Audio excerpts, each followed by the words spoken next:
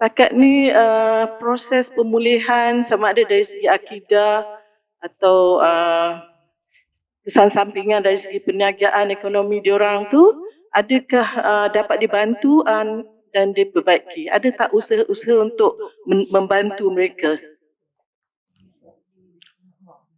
JSB ni isu ni dah banyak tahun. Isu JSB ni bukan pada Perlis dia tidak begitu mengancam sebab tak begitu ramai.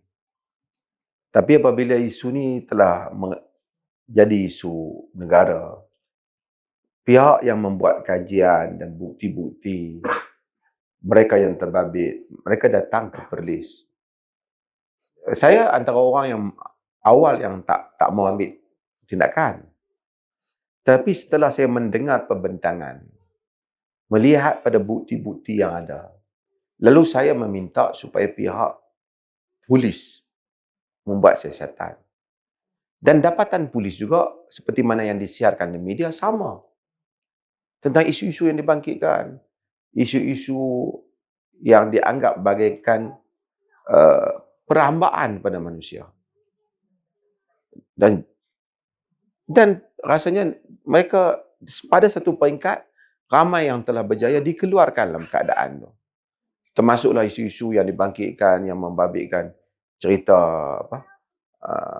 bagi minum itu, ini dan budak-budak penganiayaan. Dan ini bukan dapatan negeri Perlis.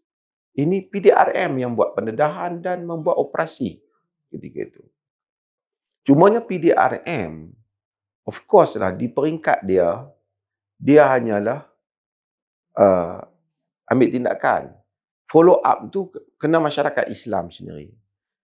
Orang kata, kenapa musnahkan satu perniagaan? Saya dah sebut dalam banyak. Nak berniaga ni, boleh berniaga kalau sekiranya betul. Kalau kita berniaga begitu berjaya sekali, tetapi buruh yang digunakan itulah budak-budak. Berapa banyak company-company yang diboykot dalam dunia ni kerana walaupun nampak produk dia tu merata, tapi menyalahgunakan tenaga manusia. Budak-budak yang tak dibayar gaji, orang-orang yang tak dibayar ni dihimpunkan duduk di satu rumah asrama. Kalau kita ada satu perniagaan yang 1,000 orang pekerja kita tak bayar gaji, memanglah kita boleh untung.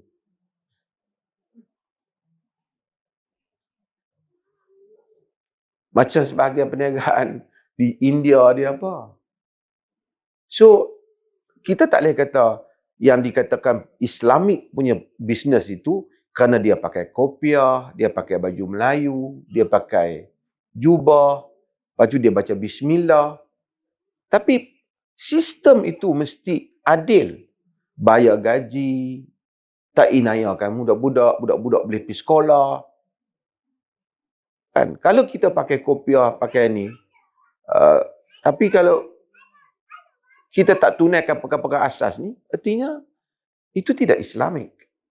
Dan orang kita, oleh kerana orang Islam ni lemah dalam ekonomi, kita tengok hal itu, kita terpaksa macam akui. Tapi sebenarnya saya rasa, apa dia, kalau betul, mesti ada pembayaran zakat yang banyak. Mesti ada impact ekonomi. Impact ni apa? Kalau hanya satu kumpulan saja. Itu tak apalah, itu cumanya tadi dia hanya follow up. Majlis-majlis tindakan mengharamkan JSB ni bukan Perlis ya. Semua negeri keluarkan fatwa yang sama. Ada negeri JSB dia lebih ramai. Di Perlis memang kita sediakan peruntukan. Kalau ahli-ahli JSB yang susah, yang telah keluar bekasnya nak memulakan hidup, mereka boleh untuk mendapatkan bantuan zakat. Cumanya ada mereka ni, saya dipahamkan daripada apa yang mereka terang. Saya tanya budak-budak tu, kenapa kamu tak keluar daripada dunia kamu tu? Dia kata dia tak tahu nak keluar. Sebab mereka tu daripada Al-Arqam dulu, mereka tak boleh keluar. Mereka family, mereka born there, duduk dalam kumpulan tu. Mereka tidak ada rumah, mereka nak rumah. Mak bapak mereka pun duduk dalam kumpulan yang share semua tu. So mereka ditentukan, nak jumpa suami isteri pun ada masa yang ditentukan. Anak-anak nak membesar di mana pun ditentukan oleh jamaah. Jadi mereka tak tahu, dia bila mereka cuba lari keluar, mereka gagal untuk hidup kerana mereka tak ada kontak sama di luar. This is very complicated cerita. And ini ialah nature kepada semua organisasi yang dia punya pembinaan dia punya pengaruh dia itu sampai ke peringkat kultus, cult. Kultus. So, dia tak boleh. So, they don't know how to live. So, memang perlu, tapi ini bukan berlaku di dunia Malaysia saja. Di Amerika, ada hal yang sama macam tu juga. Actually, masyarakat dan satu lagi saya nak sebut, kita semualah. Ni untuk orang yang, untuk rakaman, ni untuk tengok. Bila kita tengok, kadang-kadang orang kita, kita tengok satu orang miskin. Tepi jalan kan. Susah. Kita kata, ni mana kerajaan? Mana pusat zakat? Kita pun tanya, hang mana? Takkan orang lain saja yang kena bagi bantuan? Hang tak bagi bantuan? Macam tu kan?